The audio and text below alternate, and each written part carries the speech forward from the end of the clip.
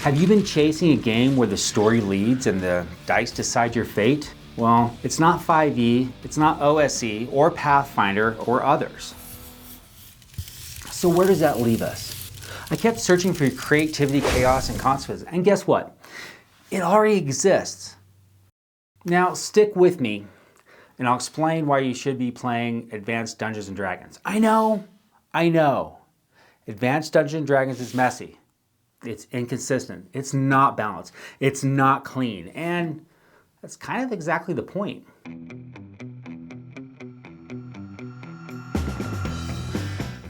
I find it really interesting so many tabletop role-playing game YouTubers, D&D YouTubers, keep saying that they like this game or that game. They review this game and they review that game because of this mechanic or that mechanic. But the reality is, many of these games are just stripped down homebrews of D&D, either the box set or advanced. This is why we should go back to Advanced Dungeons & Dragons, or ditch the others and start AD&D.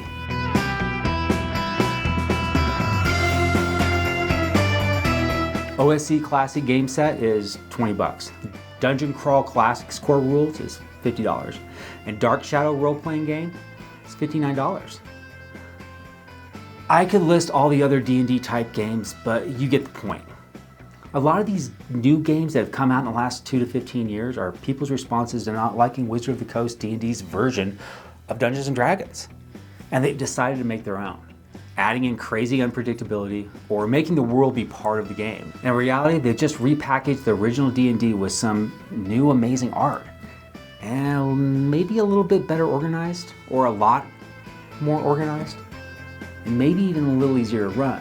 But in my mind, we should skip paying for these and just go back to the actual original game.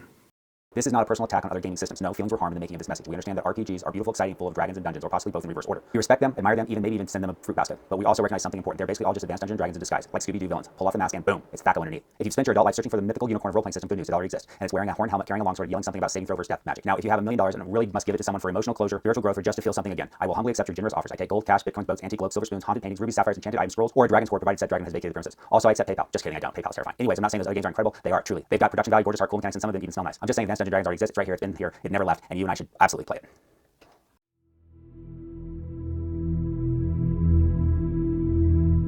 Because this game was built to be hacked, bent, twisted, reforged around the table by real players who wanted a fantasy world, who fell in love with Bilbo's story.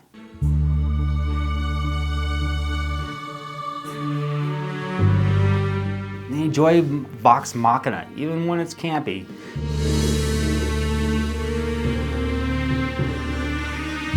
Wish they could live in a world with Inuyasha.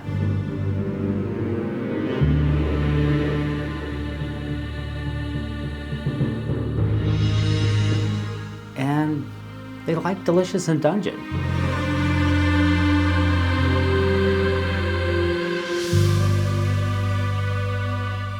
Advanced Dungeons & Dragons was designed before the idea of video game balance infected tabletop. There's no clear class synergy. Resource management is ingrained, and there's no perfectly tuned encounters. And that's where the magic lives. You get emergent storytelling. You get rulings over rules. And you get a system that fades into the background so your world gets to come forward.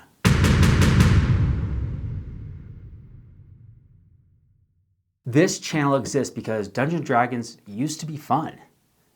Let me hit you with a hard truth. If you're still running 5e, no matter how much you've homebrewed it, you're still on rails. You're still in a system that rewards safety and punishes risk.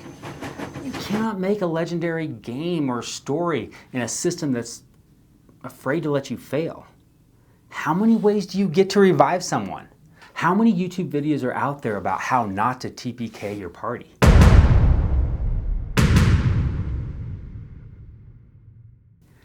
Or how many videos are out there that be nice to your first level characters? As we notice these issues, we keep buying new versions of the same game to give us that feeling of excitement, rooted in consequences, which is based on a level of fear. Ingrained in chaos, where you're not really a superhero, and a place where our creativity shines through. So maybe we should stop buying other games and stop throwing away our money.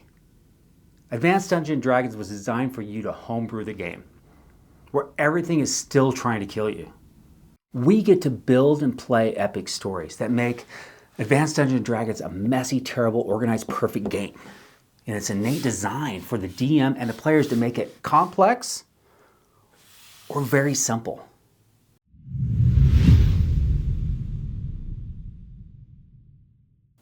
Let's kill the noise.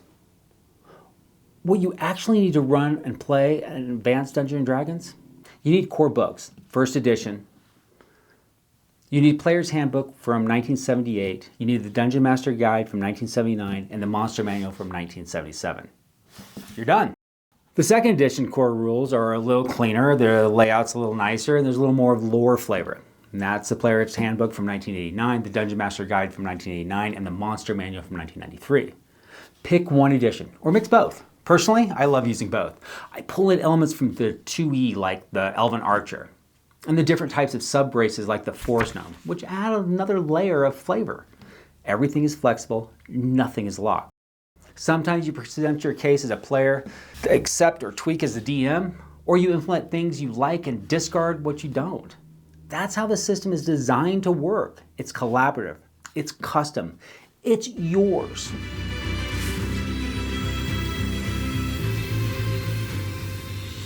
Here are some optional materials you could also get, like the Fiend Folio, because weird monsters are the best monsters.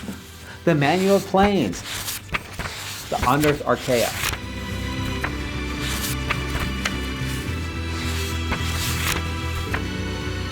complete class handbooks, adds more flavor, lots of history like the Forest Gnomes. Dragon Magazine, lots of things were first ferreted out here before they made it into the Unearthed Archaea. As an example, the Barbarian class. Okay, you're sold. You want the books. You want to explore this game. See what it could really be. Where do you find them? Well, they're free PDFs. So based on that alone, you don't have any real excuses. I'll put links below for some of the resources. I am currently using a downloaded monster manual because mine got destroyed by water. And I'm very sad about it. So we need to go to the interweb and search Advanced Dungeons & Dragons Player's Handbook PDF. There are some basic fantasy forums that share links. There are some other fan archives. Use your head, be smart. Or you can go the paid route. Get the official PDFs from Wizard, hunt for physical copies on eBay and Noble Knight, local game stores. It's kind of like a treasure hunt. Listen, start with a PDF, skim, feel it out. Once it clicks, and it will, you're going to want the hard copies. Trust me. All right, don't read cover to cover. You're not studying for finals. Or do. You do you. And if you really need a test, let me know. I will sit down and write the most mind-boggling, awful test ever written. This stuff is dense. Some of it even badly organized. Okay, most of it's badly organized. But it doesn't matter. You're building a working knowledge, not memorizing doctrine. For players, read the Player's Handbook, intro pages 7 and 8. Then move on to races and classes. Read about race level caps. They're not broken, they're actually meaningful. And that's 9 through 33. And then also read about bards from 117 to 119 and how difficult it is to actually be a bard. Then move on to how things actually work, including combat from 100 to 109. Time and distance, 39 to 40, and finally, spells. If you're a caster or you think you have the mettle to be one, 40 to 100.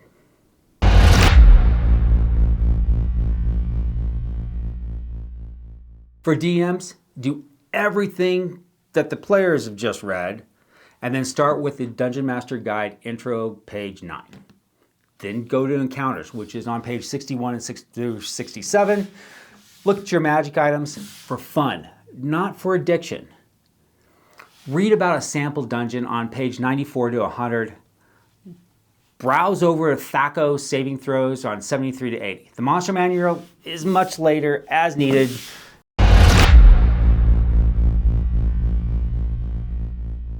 Use sticky notes, bookmarks, cheat sheets. Don't memorize. You need to start organizing.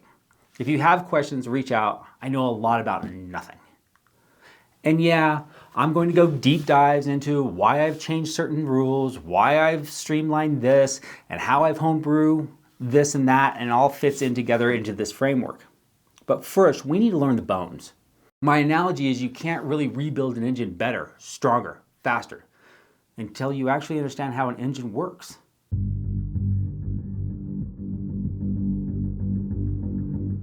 People say AD&D is too crunchy, too weird, too old, too complex. And that's because they're lazy. They all want their game shrink wrapped. Yeah, the layout sucks. That's why we make cheat sheets. Yeah, some mechanics are janky. You don't have to use weapon speed factors, but come on, a dagger is a lot faster than a 7-foot halberd. Yeah, it is unbalanced. Good, that's where great stories happen. And yes, it was originally designed as a horror game. Surprise! You want structure, go play 5e. You want freedom, real freedom? You belong here. Smash that subscribe button because this isn't just a game, it's a revolt, and you're invited. Many of the new games are trying to reinvent the wheel, taking what they like about D&D, keeping and replacing what they don't, and then repackaging it all into something new. It's not new. As an example, Pathfinder is based on 3.5 D&D. In future videos, I will tell you why I hate 3.5 and Pathfinder, and a lot of other games that are just similar to D&D. I am a disabled veteran, so there is a lot of anger in my life. Moving on. So you've got the books, you've skimmed, you're buzzing. Now what? To learn the system, you need to kind of play it the way it was supposed to be played. Learn why it is chunky and sloppy and kind of a mess. With your DM's guide PDF in hand, one trusted friend, you should do a mock game. A few hours of bubbling through the dark. This will show you as the DM how to run a game with different rules. Let you see how it all works, from combat, time, spells, resource management, torches. If you want to see a walkthrough of a mock gameplay, I'm working on a video right now. I'll put it up here if it's ready. If it's not, wait. You need to learn a little bit of patience.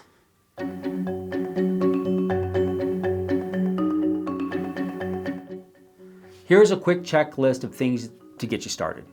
Pick an edition. I use 1E with a splash of 2E, but you do you. Get the PDFs or track down physical copies. Find 2 to 4 friends willing to get weird. And now as the DM, your work really starts.